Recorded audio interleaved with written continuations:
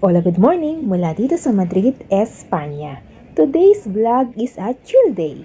Pero honestly, hindi ko na-expect na magiging ganito ka-random yung araw ko. Simple lang dapat. Konting lakad sa sentro, konting food trip, at konting shopping. Pero may mga unexpected finds akong nakita today na medyo nakakaloka. Alam niyo yung mga araw na wala kang plano pero ang daming ganap.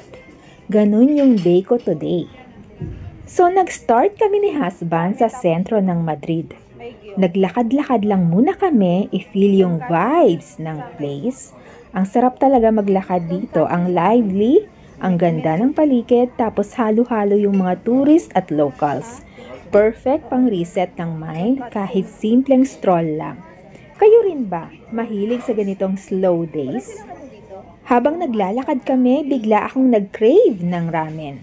As in random cravings na hindi mo na kayang i-ignore. So napunta kami ni husband sa Konnichiwa.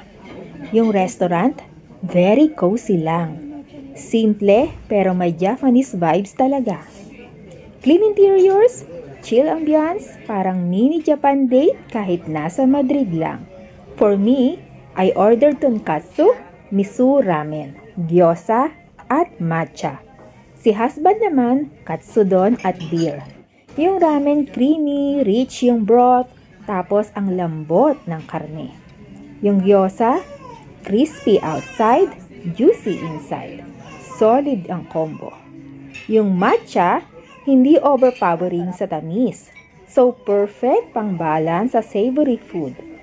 Si husband naman super happy sa katsudon niya. Comfort food talaga. Total bill namin was 47 euros, which is not bad na rin for a satisfying Japanese food date here in Madrid. Kayo, anong go-to ramen order ninyo?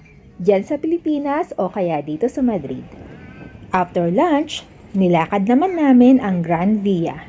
Sa mga past videos ko na-explain ko doon na itong Gran Via ay isa sa mga shopping district o shopping place dito sa Madrid kasi malapit ito sa sentro ng Madrid.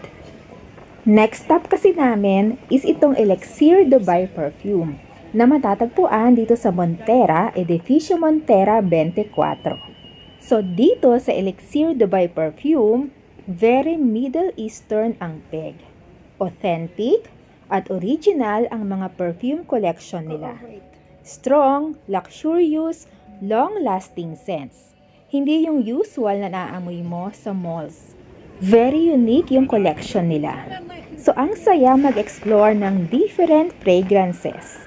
Ang ending, bago umalis, binili ko itong new scent ng Latafa. Mahilig din ba kayo sa signature scent hunting? After that, humiwalay na sa akin si husband kasi papasok pa siya sa work. So from couple date, naging solo day na siya bigla.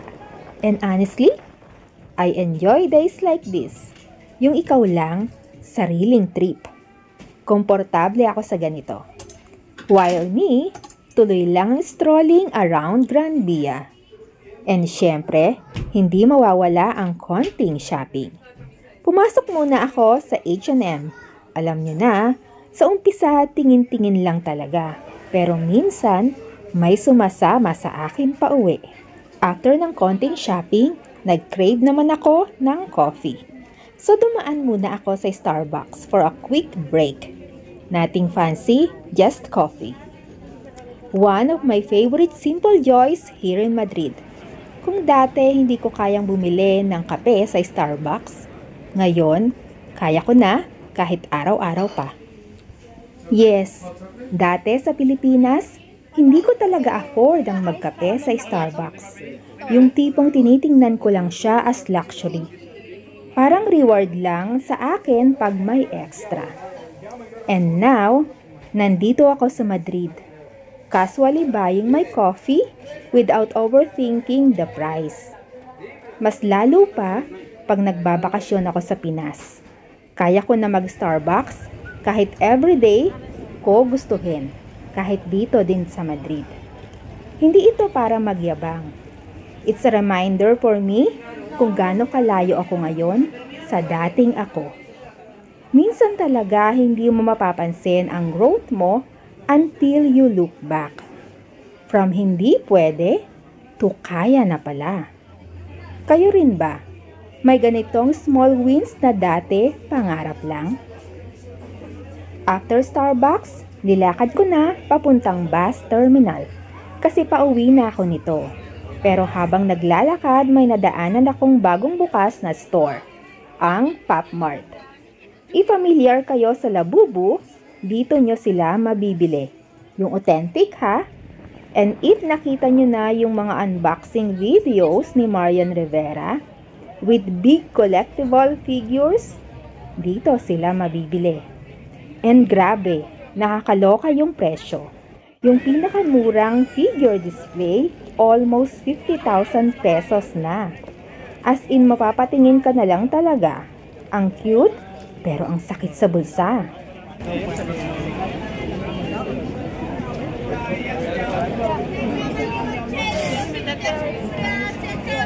Vamos, toma, cómetelo.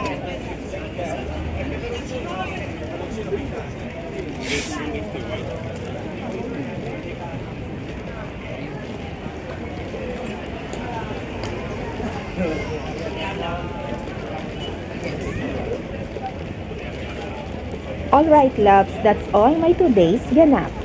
Simple day, pero ang daming little moments that made it special. If you enjoyed this vlog, don't forget to subscribe to my channel and click the notification bell para updated ka at wala kang mamiss sa susunod kong uploads. Once again, this is Gandang Pilipinas sa Espanya, sharing life, one story at a time. Thank you! Mwah! Bye! Hola.